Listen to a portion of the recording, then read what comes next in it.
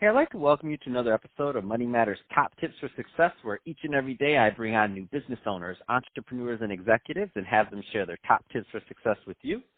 My name is Adam Torres. You can follow me on Instagram at AskAdamTorres. Keep up with my book releases, book tour schedule, signings, all that other good stuff. Always love to connect with you there.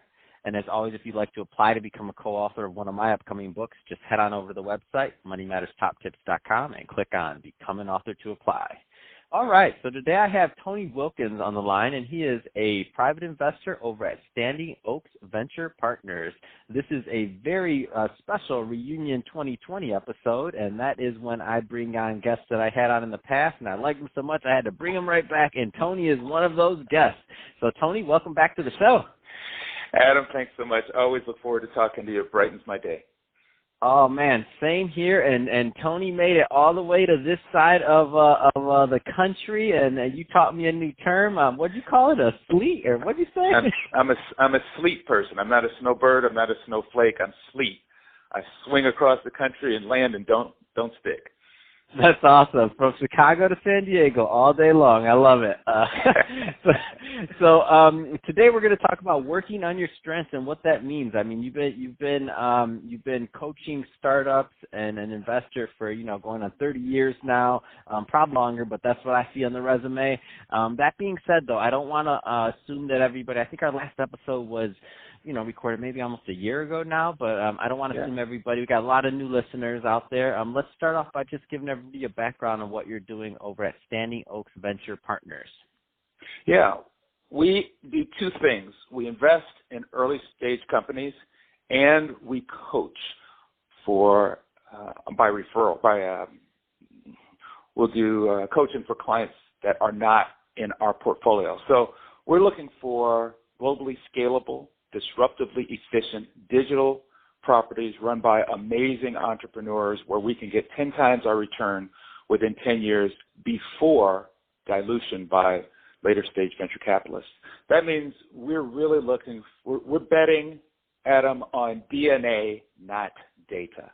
We're really looking for entrepreneurs who have high integrity, who are coachable, where we have some chemistry between them.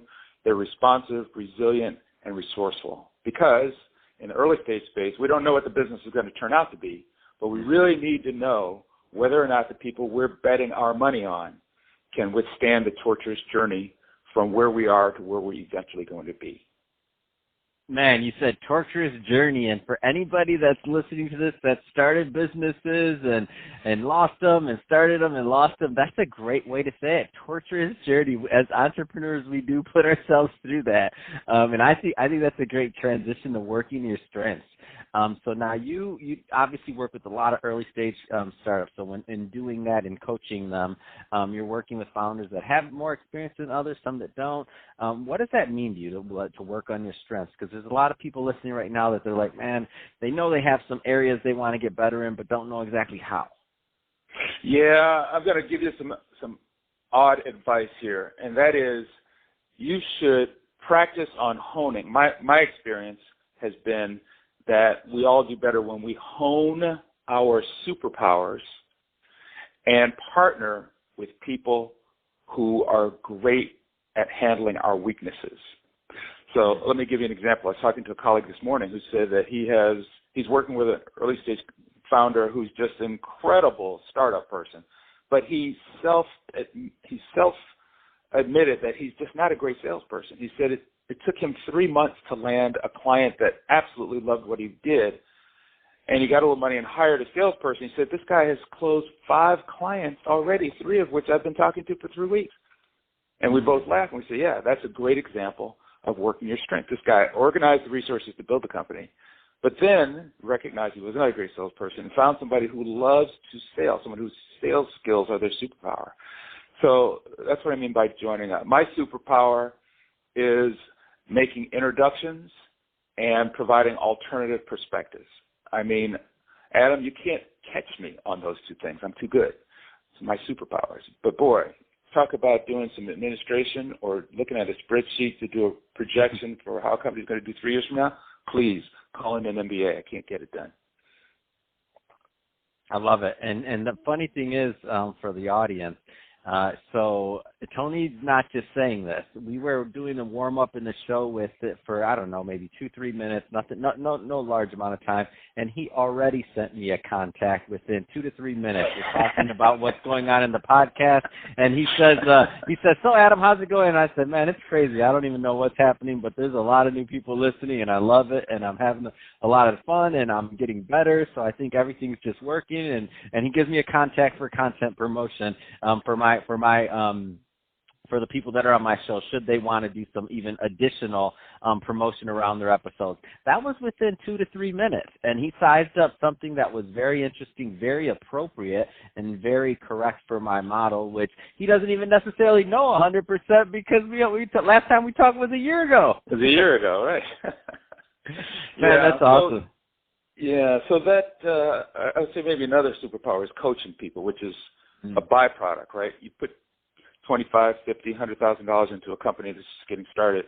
That person, who's generally going to be half my age, needs some coaching to figure out, okay, how do I manage my taxes and withholdings, and where do we go? How do you position yourself for growth, or as we talked before, sales? So I have been coaching my early stage founders for 30 years, but in the past 5 years, I started taking on people who are not in my portfolio, but still recognize that they need some help to get to the next level. So that's how we've kind of morphed from investing in early stage companies to coaching companies that are not in the portfolio. So that's the totality of what keeps us busy all day long here.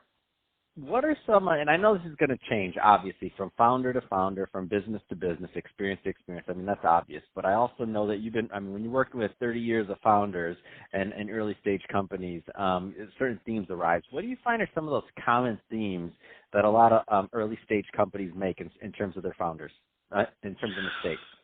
Yep. There's a barbell set of mistakes. On one hand, are the entrepreneurs, and these are the people who I absolutely fall in love with. They are so much better than they give themselves credit for. They're always self-effacing. Oh, I don't have this right. I don't know what I'm doing. I'm too nervous. I know I screwed this up. But gee, they are just so heavily weaponized in ways they don't even recognize. That's where the value really lies. And those folks sometimes underestimate, undersell themselves, and it's my job to help them put a mirror up, shine a bright light onto it, and say, hey, you're better than that, and here's where we're going, and we're going to help you. Love those folks. At the other end of the spectrum, there are employees who will tell me how to invest in early-stage companies and what the appropriate KPIs are and how they're going to make a $1 trillion company with 15 cents and a $40 million startup valuation. And I go, no, that's a big mistake. You're overestimating what you don't even know you don't know. And those are the folks who we stay away from until they mature, get a few hard knocks, and realize that they're maybe not quite the superstar that their kindergarten teacher and their mommy and daddy told them they were. It's interesting because whenever you say that, obviously when anybody hears something, they're thinking of themselves like, which one am I? Which one am I? And which one? I know which one you are, Adam. I know which one you are. Well, not only that one, but it's like, which one am I, and at what stages of my life was I these other ones? Because it's a life. It's maturing, right? Like through more businesses, more experience, you change. Oh yeah. We all start off in the latter range. I mean, I'm guilty myself. I thought I had everything I needed to know for the rest of my life when I was 21. And the last, 40 years have been a painful demonstration of the fact that I still don't have everything. So, it comes with maturity. That's awesome, and I laugh because I'm like and this will sound funny to you, Tony, but as many interviews as I do, and as long as I've been doing this, I'm like I rarely accept an interview because I'm like I'm not claiming I know all this stuff. I don't want people looking at me for advice like I know all this stuff. My job is to interview other people. It's hard being on that other side of the coin, and I'm not claiming I know it. So now we know what side of the barbell you're on. I don't know. Well, we'll see. Who knows? That's right. That's awesome. Right. So, Tony, if somebody's listening to this and they want to learn more about Standing Oaks Venture Partners, or to connect with you either because they're thinking about coaching, or maybe they have a company they want you to look at, what's the best route for them to reach out? You know, Adam, I like to keep it really, really simple. I have a profile on LinkedIn, and they can reach out to me on LinkedIn and just send me a quick note about what they want to talk about. And I am kind of, my third superpower is about getting back to people. So if people reach out and say, hey, they just hit the connect button, I'm probably not going to respond. But if they lay out what they want to talk about, why they want to connect, I will certainly respond. That's the very best way to get back. I'm kind of obsessive about that.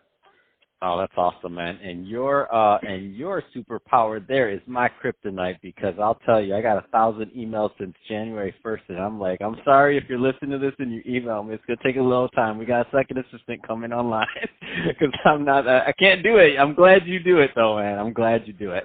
There you go. So, hey, but seriously, I really appreciate you coming back on the show, Tony. It's been great catching up, and great to hear all the great work that you're continuing to do over at Standing Oak Venture Partners to help your founders, and also your non-portfolio companies, to coach those co-founders so that they can be the innovative leaders of tomorrow. So that's all great stuff there. And to the audience, as always, thank you for tuning in.